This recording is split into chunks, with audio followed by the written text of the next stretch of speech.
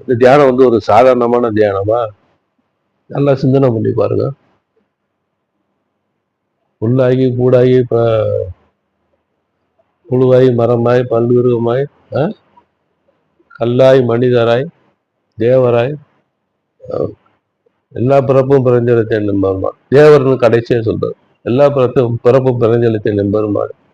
அப்ப தேவனா பிறந்தால் கூட ஆண்டவனுடைய தன்மை அறியணும், ஆண்டவனுடைய திருவடி அடையணும், என்ன பண்ணணும்?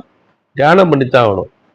நீ தேவனா இருந்தாலும் சரி, ஆண்டவனுடைய நிலையை அடையணும்னா மனிதனை பிறந்து தியானம் பண்ணு அப்படின்னு பரஞ்செய்திமான் சொல்றது போல இந்த தியானம் வந்து ஒரு அந்த மாதிரியான ஒரு தியானம் அப்படிங்கிறதுனால, அப்ப வையத்தில் வாழ்வாங்கு வாழ்வோம் வானுரையில் தெய்வத்தில் வைக்கப்படும் அப்படிங்கும் போது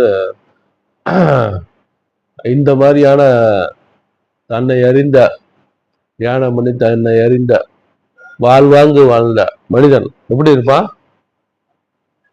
தெய்வத்துக்கு மேலான நிலையில வானத்துல வைக்கப்படுவான்.